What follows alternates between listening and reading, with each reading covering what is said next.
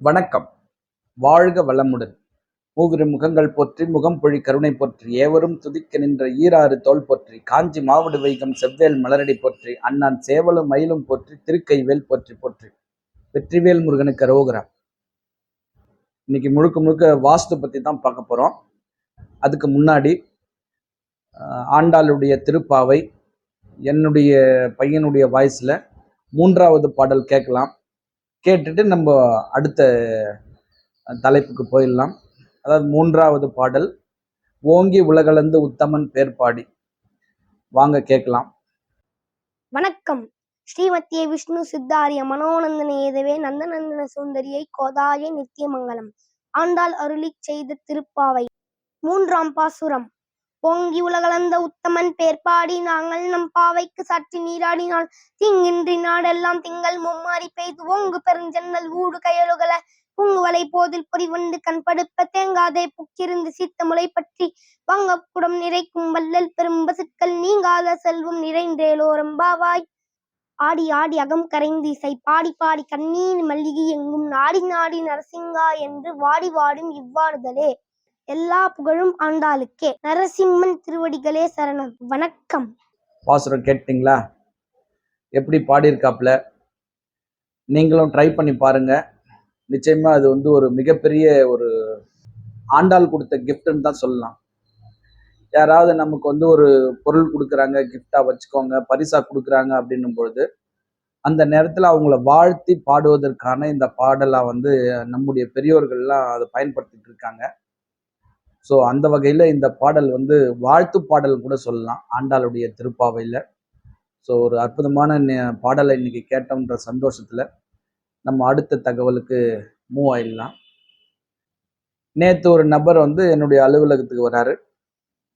வந்துட்டு, ஐயா நான் சோ இந்த ஊர்ல இருந்து வரேன். நான் என்னன்னா எனக்கு ஒரு தலைவலி அதிகமா இருக்கு.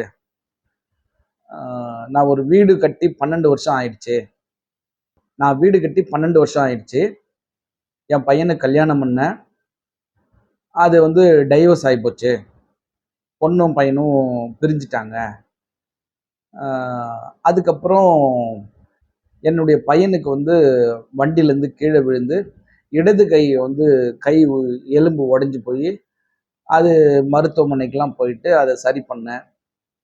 அதுக்கப்புறம் எதேச்சா ஒருத்தர் வந்தாரு. அவர் இந்த வாயில் படி தப்பா இருக்குது, அதாவது வாசக்கால் 2 அங்குலம் கம்மியா இருக்குது, நீங்க வேற ஒரு வாசக்கால் செஞ்சு வைங்க அப்படின்னு சொன்னாரு.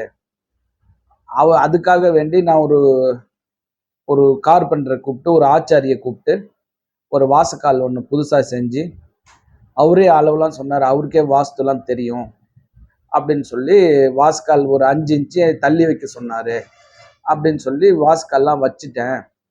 வச்சதுக்கு அப்புறம் எங்க ஊர்ல இன்னொருத்தர் வாஸ்து பார்க்கறாரு. அவரை கூப்பிட்டு காமிச்சேன். அவர் இது புதன் வாயில் படியா இருக்கு, நீங்க குரு வாயில் படியும் சேர்த்து வைக்கணும் அப்படின்னு சொன்னாரு. அப்புறம் இன்னொருத்தர் வந்தாரு. அவரும் அதான் சொல்றாரு, எனக்கு ஒரே தலைவலியா இருக்குது, இதனால தான், நாம எதுனா தப்பு பண்ணிட்டோமா என்னன்னு தெரியலையே அப்படின்னாரு. நீங்க பார்க்க முடியுமான்னாரு. ஏன் நான் தாராளமா நான் பார்க்குறேன். ஆனா பார்த்தேன்னா நான் சொல்றத நீங்க செய்யணும். செய்வீங்களான்னா செய்வோம் அப்படின்னாரு. சரி, அவர் ஒரு ஒரு பெரிய ஒரு வசதி வாய்ந்த மனிதர்லாம் கிடையாது. ஒரு சாதாரணமான ஒரு குடும்பம். ஒரே பையன், 2 பொண்ணு, 2 பொண்ணுங்களும் கல்யாணம் பண்ணி கொடுத்துட்டாரு.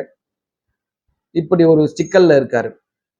அப்போ நான் கேட்குறேன், உங்க வீடு இப்போ இருக்கிற இடத்துல மொத்த இடத்துல வடகிழக்குல கட்டியிருக்கீங்களா அப்படின்னு. அவருக்கு அந்த அளவுக்கு புரிஞ்சுக்கல. அப்போ உங்க வீட்டுக்கு தெற்கு மேற்கு காலி இடம் இருக்கா, வடக்கு கிழக்கு காலி இடம் இருக்கா அப்படின்னு.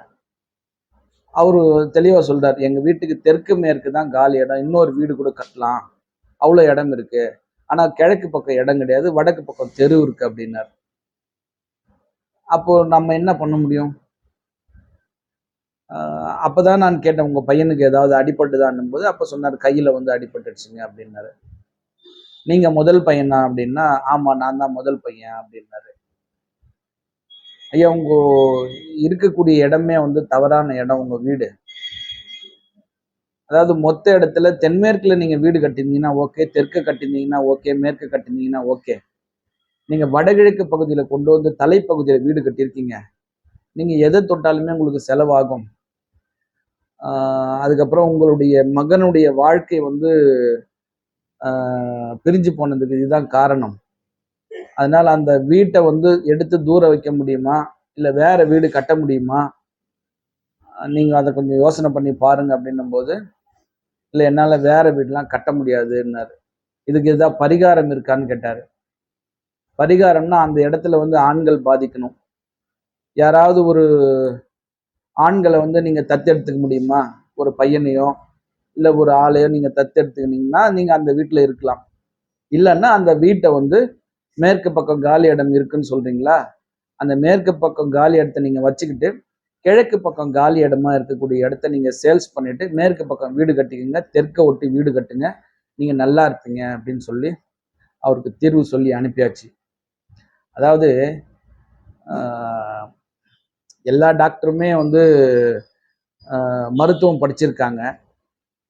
அது யாருன்னா ஒரு டாக்டர் மட்டும்தான் ஒரு ஒரு குறிப்பிட்ட வியாதியை குணப்படுத்த முடியும். அப்படின்னும் போது எல்லா டாக்டர் நம்ம வந்து குறைலாம் சொல்ல முடியாது. அதாவது அவங்கவுங்களுடைய அனுபவம், அவங்க படித்தது, அதை வச்சு தான் அவங்க வந்து வைத்தியம் பார்க்குறாங்களே தவிர மற்றபடி வந்து நம்ம யாரையும் குறைலாம் சொல்ல முடியாது. அதே மாதிரி தான் இந்த வாஸ்து பார்க்குறவங்க, நான் இவரை வச்சு பார்த்தேன், அவரை வச்சு பார்த்தேன், எனக்கு வந்து செட் ஆகலை, தலைவலியாக இருக்குன்னும் போது அப்போ தான் நான் அவர்கிட்ட ஒரு விஷயம் சொன்னேன். ஐயா ஒரு பாத்திரம் தங்கத்தில் ஒரு படி செய்கிறோன்னு வச்சுக்கோங்க, தங்கத்தாலே படி செய்கிறோம். அந்த படி வந்து ஒரு பக்கம் ஓட்டை இருந்தால் மட்டும்தான் நம்ம அதில் பொருட்களை வந்து அளந்து போட முடியும். 2 பக்கம் ஓட்டை இருக்குது, மேலேயும் கீழேயும் ஓட்டை இருக்கும்போது நம்ம அந்த படியை நம்ம பயன்படுத்தி எந்த பொருளை நம்ம அளந்து போட முடியும் அப்படின்னும் போது அதை முடியாதுன்னு சொன்னார். உங்களுடைய வீடும் அந்த மாதிரி தான். கட்டக்கூடாத இடத்துல நீங்க வந்து கட்டியிருக்கீங்க. அது தங்கமாவே இருக்கட்டும், தங்கமாவே இருந்தாலும் இருக்கக்கூடாத இடத்துல இருந்தா அதோடைய வேல்யூவே அங்க கிடையாது, அது வேலை செய்யாது அப்படின்னு சொல்லி நீங்க அந்த இடத்த வித்துருங்கன்னு சொல்லி அவருக்கு தீர்வு சொல்லி அனுப்பியாச்சு. ஸோ நிறைய மக்கள் இந்த மாதிரி தான் தவறு பண்ணிக்கிட்டு இருக்காங்க. கட்டக்கூடாத இடத்துல வீட்டை கட்டிட்டு படாத பாடு பட்டுட்டு இருக்காங்க. அதுல இருந்து வெளியே வர்றதுக்காக எனக்கு பரிகாரம் என்ற ஒரு குறுக்கு வழியை நாடி அவங்களையும் வேஸ்ட் பண்ணிக்கிறாங்க, பணத்தையும் அவங்க வந்து செலவு பண்ணிடுறாங்க. ஏன்னா இன்னைக்கு வந்து பணம் சம்பாதிக்கிறது ரொம்ப ரொம்ப கஷ்டமான வேலையா இருக்கு. அதாவது ஈஸியா சம்பாதிக்கிறவங்க சம்பாதிச்சுட்டு போயிடுறாங்க, கஷ்டப்பட்டு சம்பாதிக்கிறவங்க இன்னைக்கும் கஷ்டப்பட்டு தான் சம்பாதிச்சுட்டு இருக்காங்க. ஸோ அந்த கஷ்டப்பட்டு சம்பாதித்த பணத்தை ஒரு முறையான வழியில நீங்க செலவு பண்ணீங்கன்னா திரும்ப திரும்ப உங்களுக்கு பணம் வரும். அந்த வந்து குறுக்கு வழியில போகாதீங்க. இந்த வாஸ்துல பரிகாரமே கிடையாது. இதே மாதிரி இன்னொரு தகவல் பாருங்க. நான் வந்து கல்யாணம் பண்ண போறேன், நான் எனக்கு வீட்டில் வந்து ஒரு ரூம் வேணும், ஒரு பாத்ரூம் டாய்லெட் வேணும்னு சொல்லிட்டு வீட்டை வந்து ஆல்டர் பண்றாரு ஒரு நபர். இது 2000 நடந்தது. அந்த வீட்டை ஆல்டர் பண்ணி ஒரு வருஷத்துல அவர் கல்யாணம் பண்றாரு. 2001 கல்யாணம் பண்ணி அவருக்கு ஒரு ஆண் குழந்தை பிறக்குது. அந்த ஆண் குழந்தை பிறந்து அந்த அம்மா வந்து அவங்க வீட்டுக்கு போறாங்க, அம்மா வீட்டுக்கு. திரும்ப கூப்பிட்டா வரமாட்டேன்றாங்க. எனக்கு இது சரியில்லை, அது சரியில்லைன்னு சொல்லிட்டு நிறைய ஒரு கம்ப்ளைண்ட் லிஸ்டா போட்டு உங்க வீட்டில் இது குறையா இருக்கு, இது இது சரியில்லை, அது சரி நிறைய லிஸ்ட் போடுறாங்க. சரி அதையும் காம்ப்ரமைஸ் ஏதோ பேசி கூட்டின்னு வர்றாரு. கூட்டின்னு வந்து ஒரு மாசம் கூட இல்லை, திரும்ப போயிடுறாங்க. நான் வரமாட்டேன்றாங்க. அப்புறம் ஊரெல்லாம் பஞ்சாயத்தெல்லாம் வச்சு கூப்பிடுறாங்க, வர முடியாதுன்னு சொல்றாங்க. அது காரணம் என்னன்னு எனக்கு தெரியாது, ஏன்னா நான் அவங்க வீட்டுக்கு போகல. அந்த நபரை எதையாச்சும் பார்க்கும்போது இந்த மாதிரிலாம் ஒரு நிகழ்வு நடந்துட்டு இருக்கு. இன்னி வரைக்கும் அந்த பொண்ணும் பையனும் வந்து இவங்க வீட்டுக்கு வரல, அங்கேயே தான் இருக்காங்க. கிட்டத்தட்ட இப்போ 2001ன்னா இப்போ 4 வருஷம் முடிஞ்சே போச்சு. அவங்க வந்து பிரிஞ்சிருக்காங்க. இந்த பிரிவினைக்கு காரணம் என்ன அப்படின்னு நம்ம யோசிக்கும் பொழுது, நான் கல்யாணம் பண்ணணும் அப்படின்னு சொல்லிட்டு வீட்டை ஒரு ஆல்டர் பண்ணார் இல்லையா, அந்த ஆல்டர் பண்றதுதான் வந்து ஒரு மிகப்பெரிய பாதிப்பை கொடுத்துருக்கு. இப்போ கடைசியில் அவருடைய மனசு என்ன ஆச்சு அப்படின்னா, இனி எனக்கு வந்து அந்த பொண்ணு வேணாம், வேணான்னா அவங்க வந்து வரமாட்டேன்னு சொல்றாங்க. அதனால இனியும் நான் காலதாமதம் பண்ண மாட்டேன் அப்படின்னு சொல்லிட்டு ஒரு முடிவுக்கு வந்துட்டார். இப்போ இவர் சொல்றதை வச்சு நம்ம பார்க்கும்போது நிச்சயமா அவங்க வீட்டுல வடமேற்கு பாதிப்பு இருக்கும். வடமேற்குல தான் இவர் எக்ஸ்டெண்ட் பண்ணியிருப்பாரு. வடமேற்குல தான் மாற்றம் இருக்கும். வடமேற்குல தான் இந்த பிரச்சனை இருக்கும். இந்த வடமேற்கு வந்து நம்ம மனம் பகுதின்னு சொல்றோம். மனம் கெட்டு போனா வாழ்க்கை கெட்டு போயிடும். அப்போ நம்ம அந்த வடமேற்கு பகுதியை சரி பண்ணும் பொழுது நம்முடைய மனம் சரியாகும். அதுக்கப்புறம் நம்முடைய வாழ்க்கை சரியாகும். இப்போ யாரெல்லாம் இந்த மாதிரி நான் வந்து கல்யாணம் பண்ண போறேன், வீட்டை கொஞ்சம் ஆல்டர் பண்ணணும்னு நினைக்கிறீங்களோ அவங்கெல்லாம் கொஞ்சம் நல்ல ஒரு ஆலோசனையை பெற்று அதுக்கப்புறம் நீங்க பண்ணுங்க. இந்த மாதிரியான பிரச்சனைகள் நீங்க வந்து ஃபேஸ் பண்ணாம இருக்கலாம், சந்திக்காம இருக்கலாம். இந்த அற்புதமான தகவலை கொடுக்க உதவிய இந்த பிரபஞ்சத்திற்கு என் மனமார்ந்த நன்றி. மீண்டும் ஒரு நல்ல தகவலுடன் ஆண்டாளினுடைய 4ஆம் திருப்பாவையோடு சந்திக்கின்றேன். 6 தடந்தோள் வாழ்க, 6 முகம் வாழ்க, வெப்பை கூறுசை தனிவேல் வாழ்க, குக்குடம் வாழ்க, செவ்வேள் ஏறிய மஞ்சை வாழ்க, யானை தன் அணங்கு வாழ்க, மாறிலா வள்ளி வாழ்க, வாழ்க சீர் அடியார் எல்லாம், வெற்றிவேல் முருகனுக்கு அரோகரா. வணக்கம். வாழ்க வளமுடன்.